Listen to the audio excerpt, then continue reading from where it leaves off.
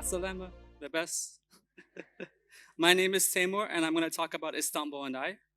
In 2015, the refugee crisis was at its boiling point. Images were inundated on social media of asylum seekers fleeing to Europe. Images like of Alan Kurdi washed up on the shore of Turkey mobilized millions of people into action, especially young people. I was also affected by this, but I was studying in London at the time, and I thought my place in this was through an academic perspective.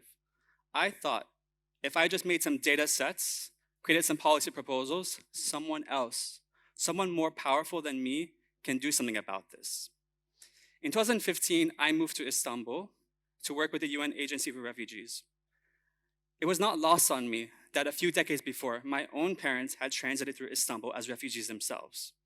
I understood the gravity of the situation. With the UN Refugee Agency, we organized a mapping project where we created a map of communities where asylum seekers can get support. But those community centers were overwhelmed with people.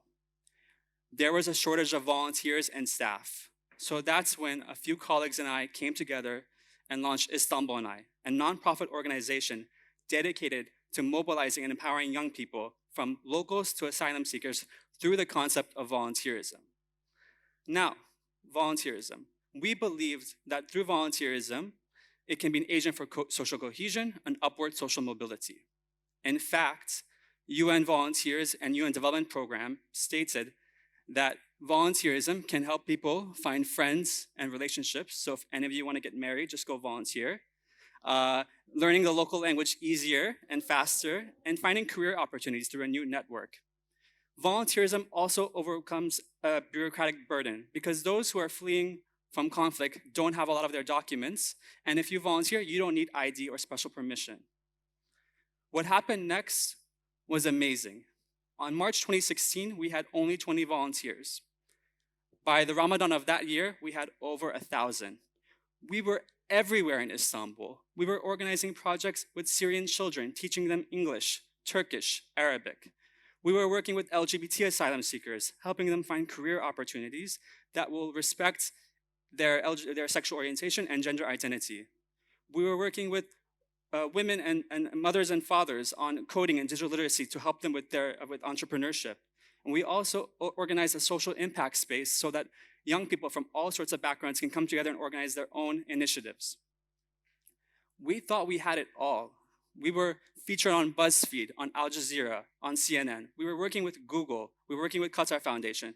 We felt we were making the impact that we wanted. And then January 2017 happened, and Donald Trump was elected president, and things changed for us.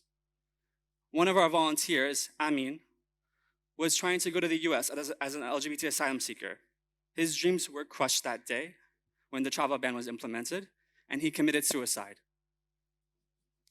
Hamid and Navi, two of our boys we work with on an unaccompanied minors project, were so close to getting into the university they wanted. We lost them to human traffickers, and we never saw them again. Haifa, one of our own volunteers, a Syrian activist, was assassinated in her home alongside her mother in Istanbul. We didn't know what happened to her. Until they say, we still don't know what happened to her. These images you see behind me, it shows love, it shows support. They're ridiculously photogenic, but it's hard. When you join a community, you experience heartbreak and love at the same time. And it challenged our resilience, and it challenged everything we were doing.